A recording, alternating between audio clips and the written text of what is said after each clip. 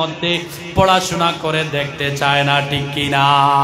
আমার সমাজের মধ্যে অনেক মা বোন আছেন, আমার মা বোনেরা সময়টা মিললে বাচ্চাকে খাবারগুলা খাবাইবার সময়ে মা বোনেরা অরিজিৎ সিং, আতিফ আসলামের গানগুলা বাজাইয়া বাজাইয়া খাবার খাওয়ায়, ঠিক কিনা?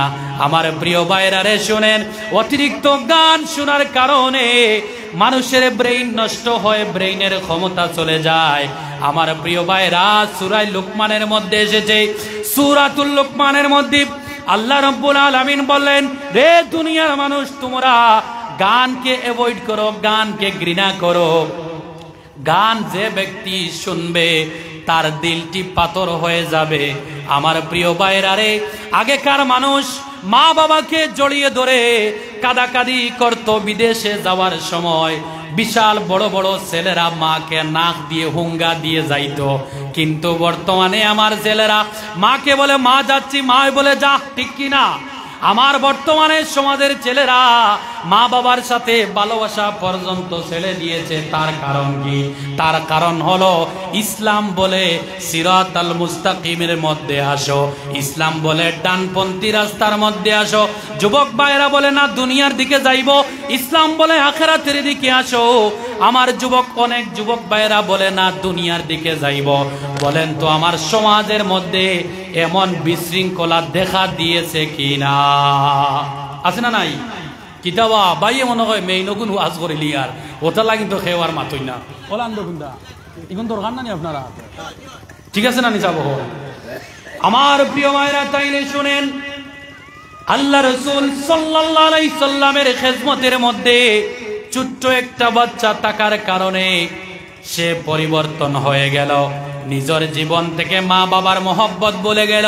কত ভালোবাসা দিল, কত ভালোবাসা দিল, কত ভালোবাসা দিয়ে আল্লাহ রসুলের মহব্বত পেয়েছে। আমার প্রিয় ভাইরা রে, আমার প্রিয় ভাইরা রে, যদি আপনি জীবনের মধ্যে দয়াল নবীজি সাল্লাল্লাহু আলাইহি সাল্লামের জীবনী মোবারককে যদি চর্চা করেন, পড়াশোনা করেন, বাচ্চাদেরকে যদি আল্লাহ রসুলের ক্যারেক্টার জীবনী সম্পর্কে যদি পড়ান, যদি সামান্য সময় বাহির করে যদি আপনার বাচ্চাকে রসুলুল্লাহর জীবনীগুলা যদি পড়ান, তাইলে এই বাচ্চা জীবনী পড়বে আর তার ভিতরে ভিতরে একটা চিন্তা লাগাইবে, এত সৎপুরুষ, এত সুন্দর মানুষ, এত একজন ক্যারেক্টারশীল, এত গুড ক্যারেক্টারের মানুষ, এই মানুষকে ও আমার যুবক ভাইরা আল্লাহ রসুলের জীবনী পড়ে পড়ে সমাজের বাচ্চারা আসল মানব রূপ নিতে পারে।